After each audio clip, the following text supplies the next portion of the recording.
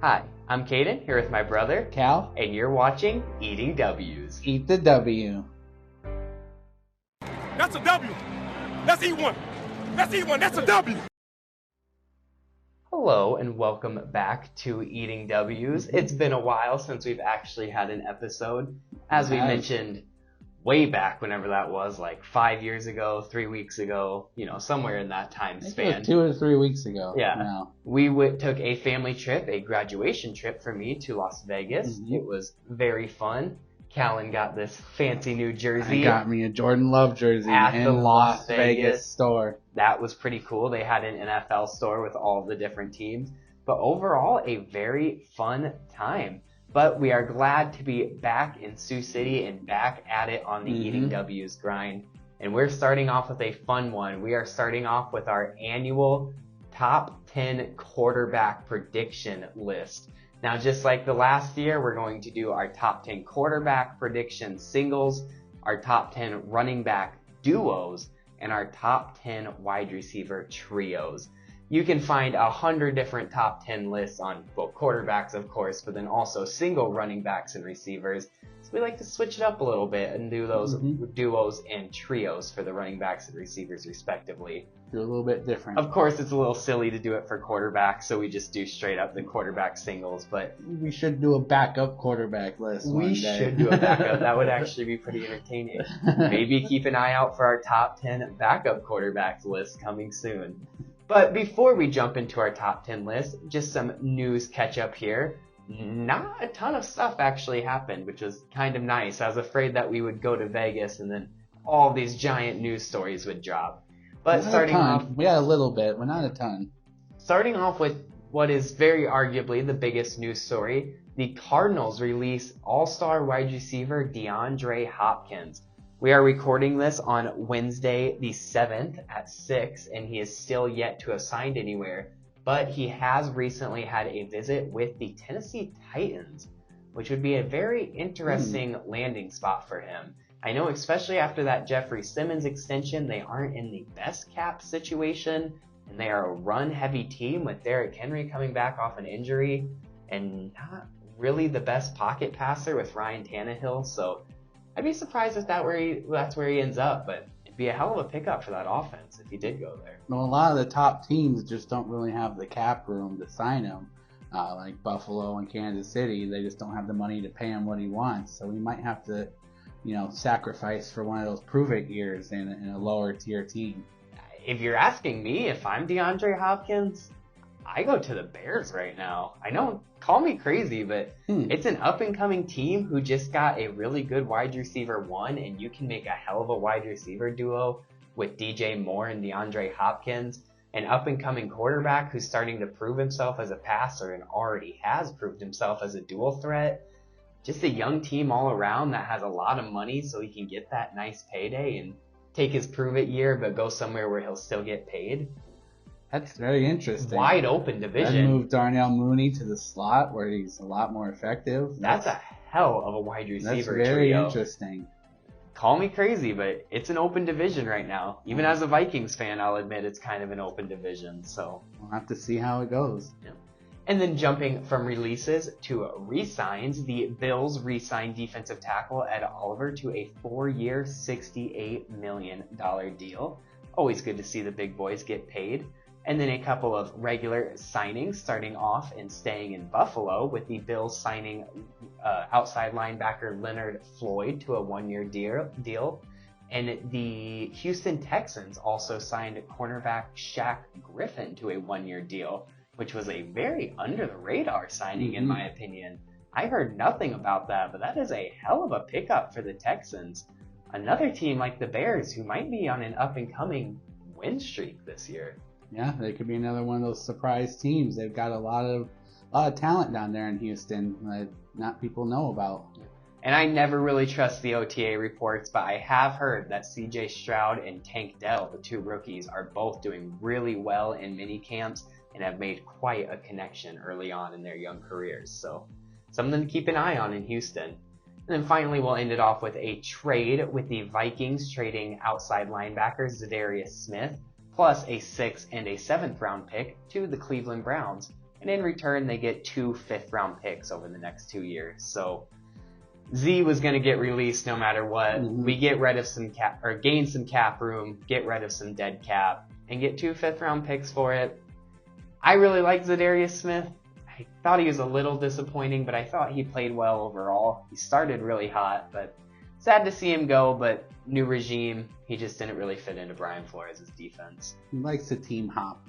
He does very much enjoy He's the one team of those hop. guys who seems to have a different team every year. In fact, he enjoyed team hopping so much that he was with the Baltimore Ravens for about a week, if you remember last year. Yeah, he was originally supposed to be a Raven before he became a Viking. So he really loves that team hopping. Which he originally started as a Raven. Oh yeah, he did. I forgot about that. And then finally, to end this off with a little bit of a joking note, we have the dumbest criminals of the NFL for the time that we're away. Starting with Colts corner Isaiah Rodgers, who is going to be suspended from the league indefinitely after betting on Indianapolis Colts game. And the thing that makes him the dumbest criminal in this one is all the bets only range between $25 and $50. So he was not even betting big. He was literally making petty bets that he knew would get him kicked out of the league. Those are big money bets for me. Yeah. Like those for an NFL player, those are like quarters and 50 cents. So he bet his career and he lost that one, that's for sure. And then to end the dumb criminal section off, Antonio Callaway, former Cleveland Browns wide receiver, was released from the Dallas Cowboys after being caught driving with a suspended license. Because why not? This guy, he's just one of those ones that can't seem to catch a break. He just can't catch a break, and he had a talented start in Cleveland and just continued to get in trouble and continues to get in trouble. Teach their own, I guess. I don't know why you throw it all away. But now we will jump into Callan's top 10 2023 quarterback predictions. Yep, and we're going to start with an honorable mention, the wild card, Jordan Love. No one's really talking about him that much, you know. Everyone has all these predictions out. No one really mentions Jordan Love because he's a bit of a wild card. So that's why I put him as my honorable mention because I'm not really sure where he's going to go quite yet. I hope he's in the top 10. That'd be really cool, but we'll have to see. He has a very young offense with, veteran experience at the offensive line and at running back. And then he can grow with the offense, who only has one player over the age of 30 starting. It's kind of interesting you use this spot as a wild card because in my list, which you'll see tomorrow, I also kind of use my honorable mention as a wild card. So it's just kind of funny that we both used it that way. I sure don't see it happening, him being anywhere near top 10, but the point that you made about the veteran O-line, I'm going to kind of specify out because I didn't really think about that. You guys don't have like a top tier O-line, but you do have a lot of guys who have been there together, been with each other for a while. It's a consistent O-line. A really good left tackle in David Bakhtiari. And he's the only guy only over 30 at age 31. And so it's nice to have a guy like that when you're a young quarterback. We'll see what he can do. We'll have to see. I'm excited to see how it goes. I'm pretty confident in him. I hope my confidence doesn't come back to bite me. And moving on, at number 10 overall, I have Tua Tagovailoa, who could be higher if he stays healthy, which is a big if, because he's been injured a lot. I'd say right now he's a dark horse candidate, MVP candidate, just because of his explosive offense that he has. With all that speed on that offense, it's hard to not put up numbers and stats. So as long as he can stay healthy, I think he goes higher in this list maybe next year. One of the biggest question marks in maybe the world, if not definitely the NFL to me right now, is why Tua Tagovailoa, a guy who struggles to throw the deep ball, is on a team with multiple guys who run comfortable 4.3 40-yard dashes. Just like a piece missing out of the puzzle right there somewhere for me. But I totally agree. I don't personally trust Tua, but he does have the talent around him. Stats. Definitely has talent around him, but you're right, he just doesn't fit that system, it seems. At all. Well, moving on. Speaking of system quarterback, we got number 9. At number 9, I got Kirk Cousins, who had an excellent year last year and proved he can win in primetime, but he's going to have to continue to prove it and prove it can be done consistently with multiple primetime games this year. But I thought that he had a great year in leading the Vikings to the NFC North title, and he quietly had an MVP season, if not for the way that Mahomes and Hurts played. Yeah, definitely. I hope that he can prove he can win in the playoffs, but it will be a while before we know that answer. He does lose a safety blanket in Adam Thielen, which is really a bummer.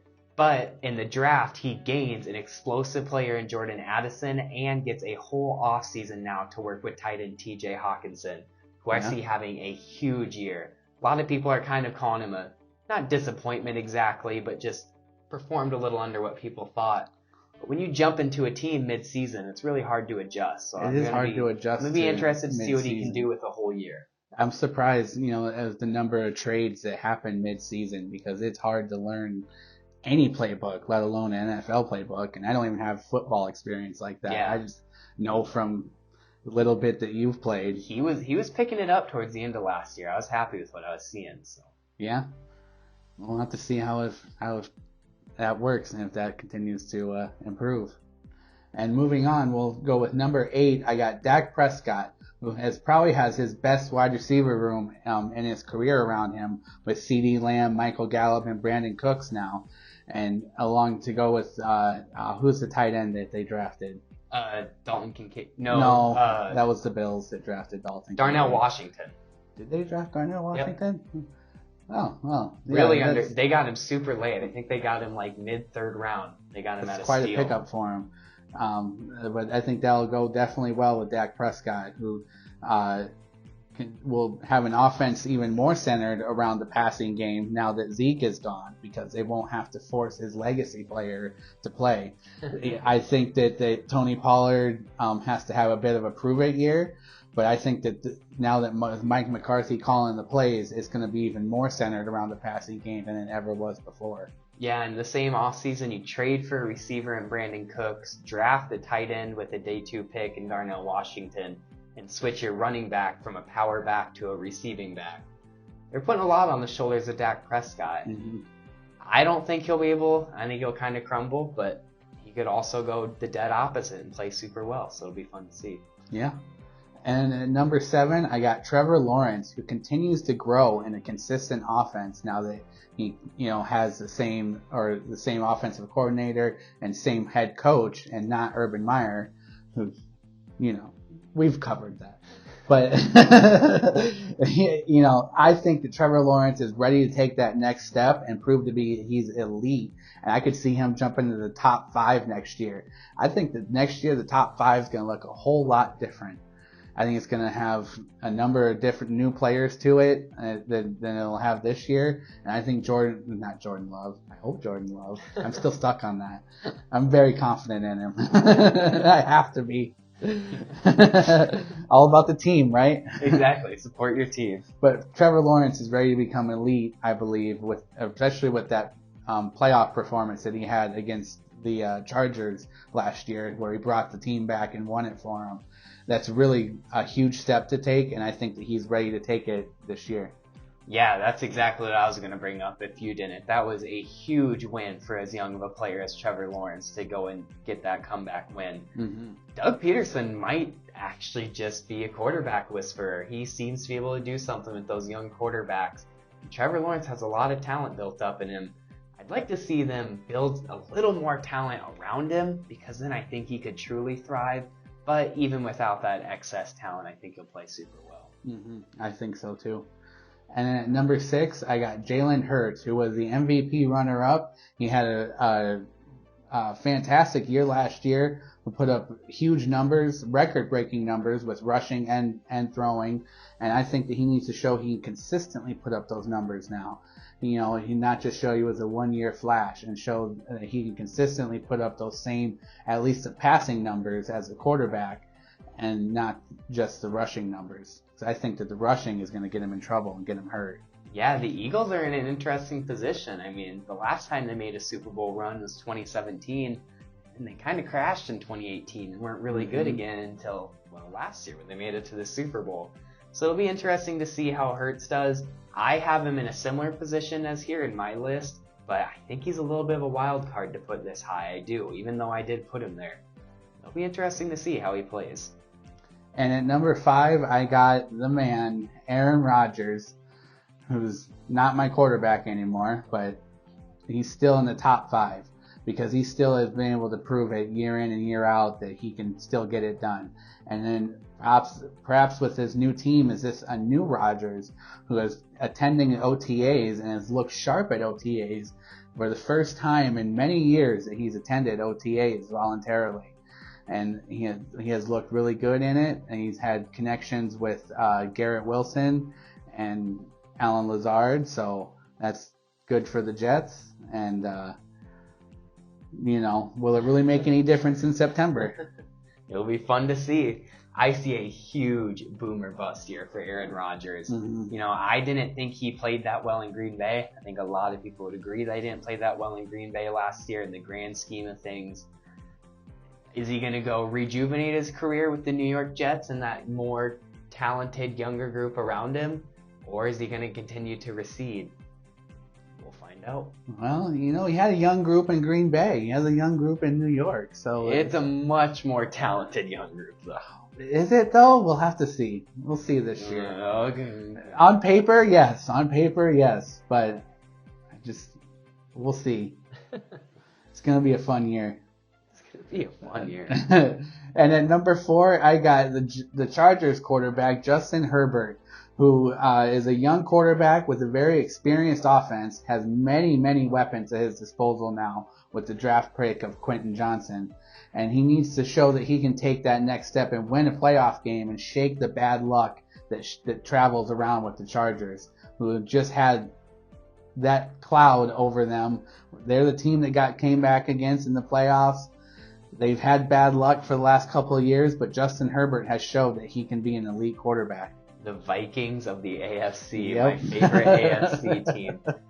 It is just mind-boggling to me that the Chargers refuse to draft a speedy guy and take advantage of that absolute goddamn cannon Justin Herbert has built into his right shoulder on that arm. But He'd fit well in Miami. He'd fit really well. And Tua would fit great in Los Angeles with all those big bodies. Yeah, they would.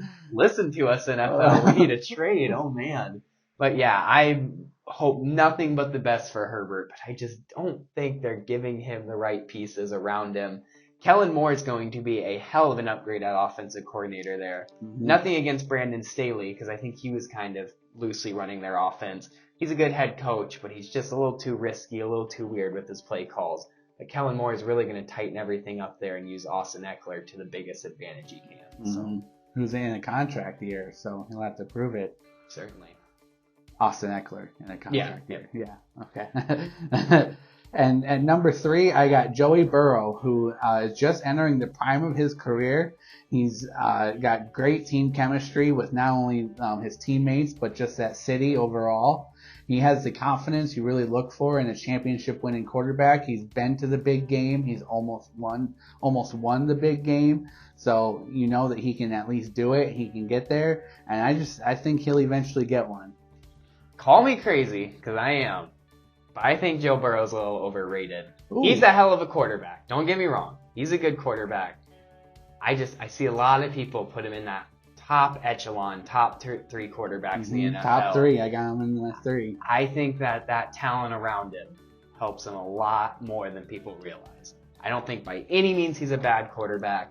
Just don't think he's quite as good as people give him credit for. Prove me wrong, though, Joe Burrow. He does have a lot of talent around him. He's like Herbert. He's got a lot of weapons at his disposal also, and has the chemistry with Jamar Chase from college. Yep. And at number 2, I got Josh Allen. And he is, what more can you say about Josh Allen? He has all the tools you look for in a top quarterback. He needs to get to the Super Bowl to improve his legacy, I believe. He needs to not have a down year, which is risky because he's on the Madden cover this year. They just released that. That's exactly what I was going to bring up. And it gets people. It does. It's a weird thing, but it gets people. But, it's interesting because he also, I don't believe he's won an MVP either. No, he's No. literally every year for the past He's been 3 years he's been a runner-up finalist. or a finalist. But yeah. what would improve his legacy more, a Super Bowl appearance or an MVP? A win, Super Bowl win. Super Bowl definitely. win, obviously. But I think MVP over an appearance, I do. That's interesting. I think they're pretty close. They're pretty close in those terms, just because we're talking about Joey Burrow and making the Super Bowl appearance. Sometimes it's those personal accolades more than team ones that really improve legacies. So. Yeah, that's true.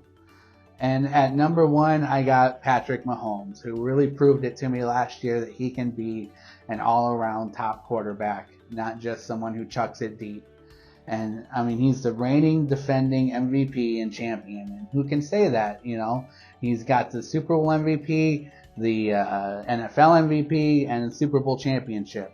So, as long as he's on top, he remains number 1. He goes into 2023 with a newer offense, a new offensive coordinator. So, we'll have to see how that goes. I think that'll be interesting to see how that works into his repertoire and how his talent really reflects a new offensive coordinator now without the enemy there. Yeah, I always give Patrick Mahomes a lot of flack just because he's so popular. But at the end of the day, like Callan said, gotta respect him. He's a hell of a quarterback. Unfortunately, you do. What he was able to do through personal injury, through team injury, through just lack of talent around him outside of Travis Kelce throughout the whole year, and especially the playoffs and Super Bowl last year, it's just mind-blowing. It's really respectable. So. And he has new players again this year, minus Travis Kelce, who's still there. But again, he lost Juju Smith-Schuster, so who's going to be their number 1 wide receiver? Obviously, Kelce's their number 1 target, but they need a number 1 wide receiver. MVS? It's his chance to step up. It really is. I'm blanking on who they drafted, but I know they drafted one relatively early as well, day 2. They drafted Sky Moore last year. Sky Moore, and they drafted one this year. I'm totally blanking on. Oh, I can't remember his name either. But they always take a year for their receivers to develop. It never fails. Sky Moore will probably have a pretty big year this year. Oh, and they still have Kadarius Toney, too. Kadarius Toney played huge in that Super Bowl. It's going to be a fun season. Who would have thought that I would have hit the Super Bowl touchdown prop bet of Kadarius Toney and Sky Moore as the touchdown scorers? I mean, anyone who had that is going to win thousands. But we'll see. It's always those guys you don't expect that score in the big games. It always is. You got to focus Kelce with 4 people, so someone's getting open. Mm-hmm. So that was Callan's 2023 top 10 quarterback prediction list. Tune back in tomorrow for my top 10 quarterback prediction list. But until then, don't forget to eat the W.